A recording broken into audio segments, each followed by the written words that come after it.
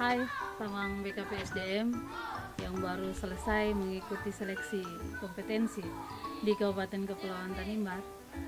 Berikut akan kami sampaikan mekanisme penilaian seleksi kompetensi untuk jabatan fungsional tenaga kesehatan dan tenaga teknis. Pada seleksi P3K tahun 2023, peserta dibagi atas dua jenis kebutuhan. Yang pertama kebutuhan umum dan yang kedua kebutuhan khusus. Kategori pelamar kebutuhan khusus adalah pelamar yang bekerja pada instansi pemerintah dan melamar pada instansi tempat dia bekerja. Sedangkan pelamar kebutuhan umum adalah pelamar yang bekerja pada instansi swasta dan instansi pemerintah, namun bukan melamar pada instansi tempat pelamar bekerja. Mekanisme penilaian peserta seleksi kompetensi kategori kebutuhan khusus adalah perankingan atau peserta berperingkat terbaik. Mekanisme penilaian peserta seleksi kompetensi kebutuhan umum adalah melalui metode passing grade atau nilai ambang batas. Jenis penetapan kebutuhan P3K untuk jabatan fungsional guru terbagi atas dua, yaitu kebutuhan umum dan kebutuhan khusus. Kriteria peserta kebutuhan khusus jabatan fungsional guru meliputi yang pertama, pelamar prioritas, yang kedua, ex-THK 2, dan yang ketiga, guru non-ASN yang bekerja pada sekolah negeri.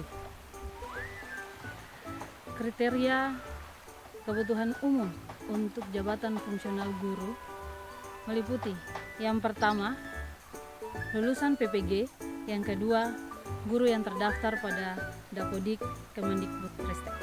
Mekanisme penilaian jabatan fungsional guru kebutuhan khusus adalah melalui perankingan atau peringkat terbaik. Sedangkan kebutuhan umum adalah melalui metode passing grade atau nilai ambang batas.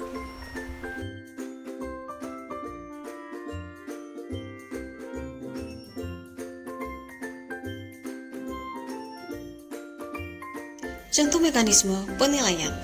Peserta A melamar pada unit kerja Puskesmas A dengan jabatan terampil bidan, jumlah formasi kebutuhan khusus 2, umum 1, disabilitas 1. Jumlah peserta yang mendaftar pada kebutuhan khusus 2, umum 0, disabilitas 0.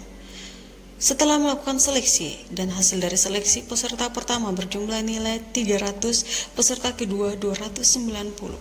Karena hanya 2 peserta yang mendaftar pada kebutuhan khusus dan yang dibutuhkan hanya 2, maka kedua peserta tersebut dinyatakan lulus memenuhi formasi.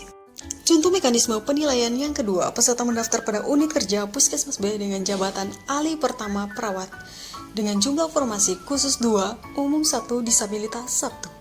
Jumlah peserta yang mendaftar pada formasi khusus 4, umum 0, disabilitas 0. Setelah dilakukan seleksi, peserta pertama dengan jumlah nilai 400, peserta kedua dengan jumlah nilai 395, dan peserta ketiga dengan jumlah nilai 370, peserta keempat 350. Setelah dilakukan perankingan, peserta pertama dan peserta kedua dinyatakan lulus dan memenuhi formasi, sedangkan peserta ketiga dan keempat lulus dan tidak memenuhi formasi. Apabila terdapat formasi yang belum terisi, maka peserta ketiga dan peserta keempat dapat mengisi formasi tersebut dengan memperhatikan ketentuan sebagai berikut.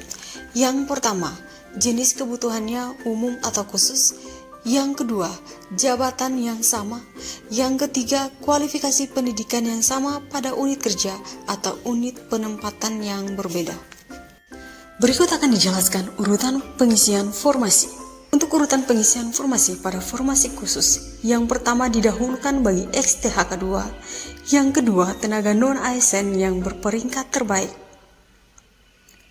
Teknis pengisian formasi kebutuhan umum oleh pelamar kebutuhan khusus. Apabila masih terdapat kebutuhan umum yang belum terpenuhi, maka peserta kebutuhan khusus dapat mengisi kebutuhan umum yang belum terpenuhi dengan ketentuan bahwa peserta kebutuhan khusus wajib memenuhi nilai ambang batas atau passing grade dan berperingkat terbaik.